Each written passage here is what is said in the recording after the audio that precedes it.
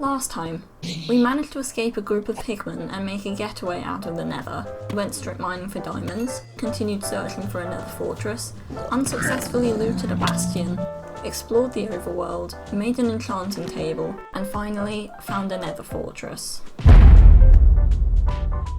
I started off by digging a hole in the netherite next to the fortress and setting up a crafting table to make a chest so I could store items that I didn't want to risk losing, because I knew this was going to be risky.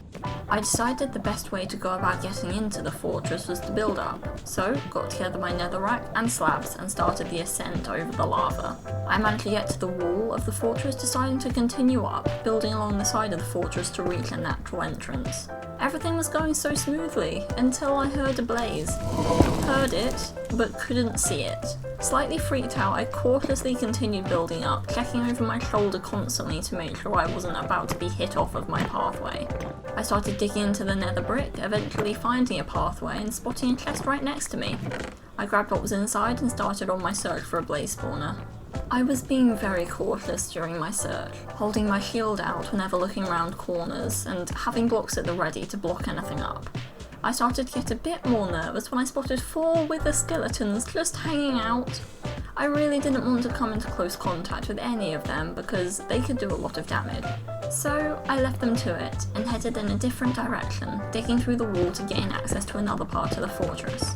Unfortunately, the first thing I noticed was a wither skeleton blocking my path. I evaluated my possibilities and decided to risk it against a singular wither skeleton to try and get past. But then one wither skeleton turned into 2.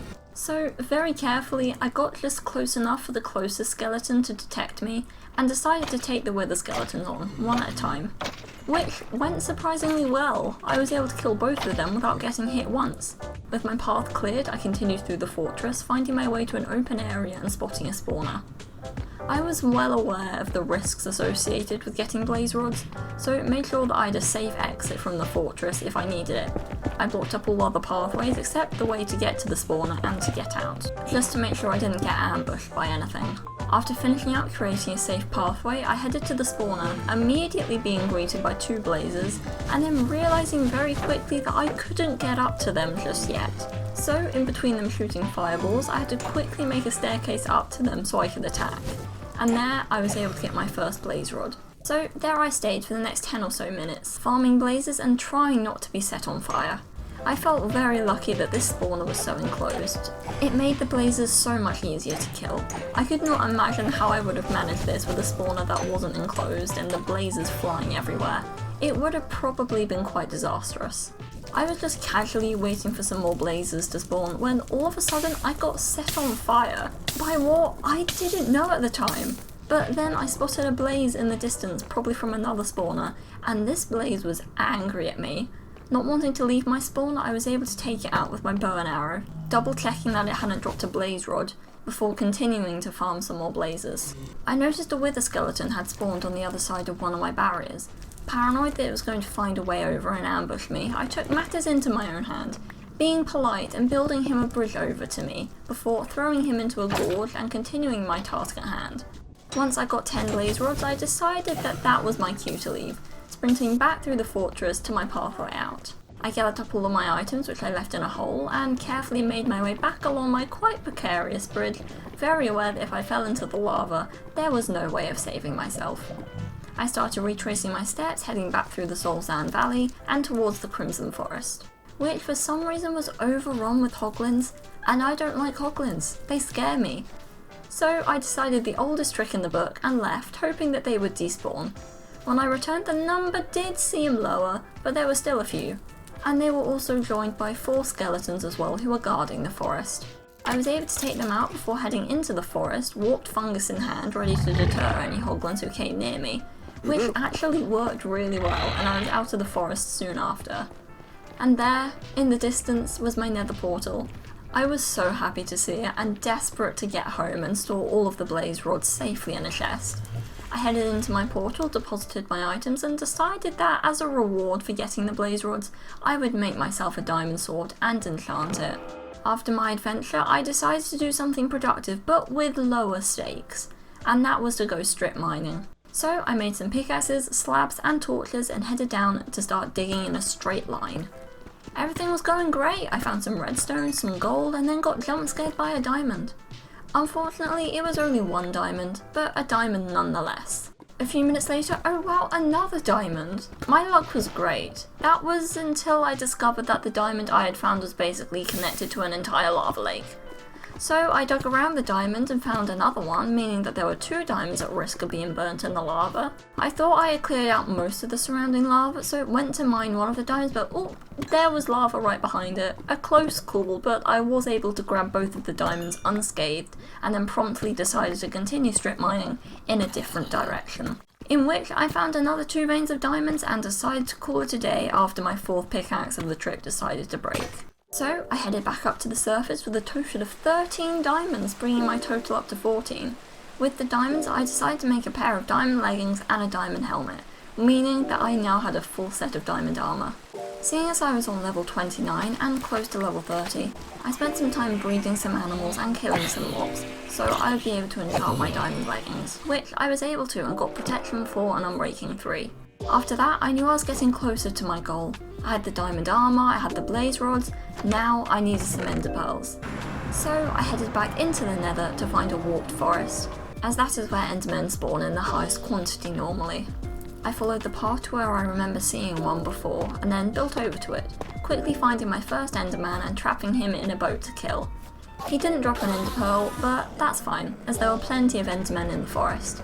So I went about, tracking them down, trapping them and killing them. I wasn't getting much luck to begin with, on average getting 1 enderpearl every 3 or 4 endermen I killed. But luckily my luck started improving.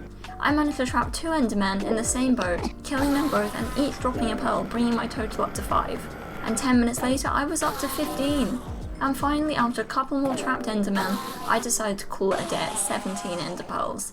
So, like earlier, very carefully made my way back across some not very nice bridges and back to my portal with all of the pearls.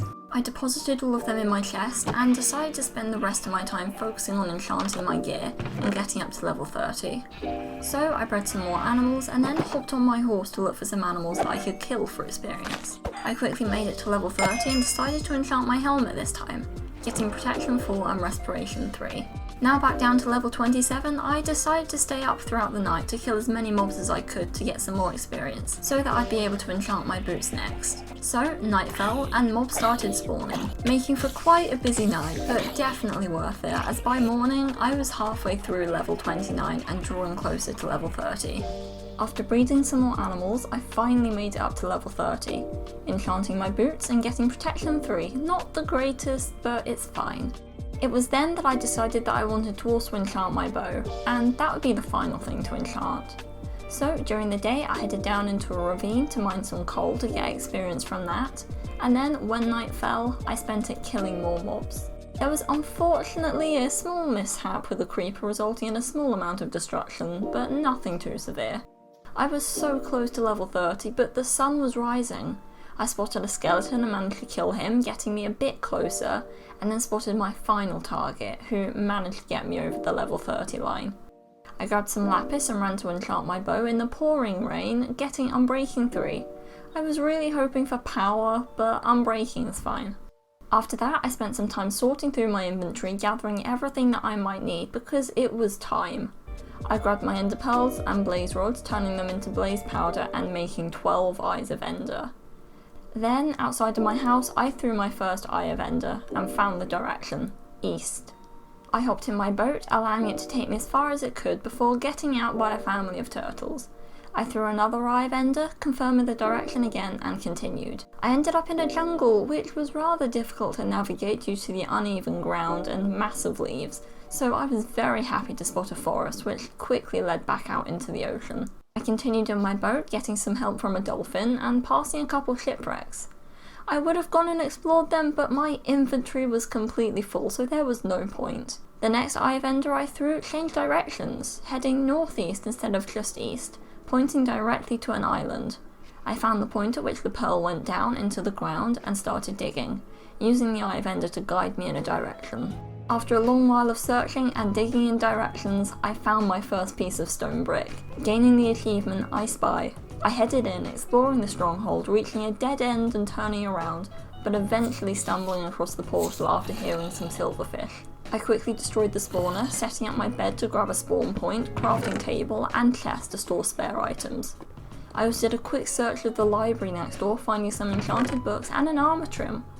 The portal did not have a single eye in it, so I made 3 more eyes of ender, very thankful that I had spare blaze powder and enderpearls, and used them to light the portal.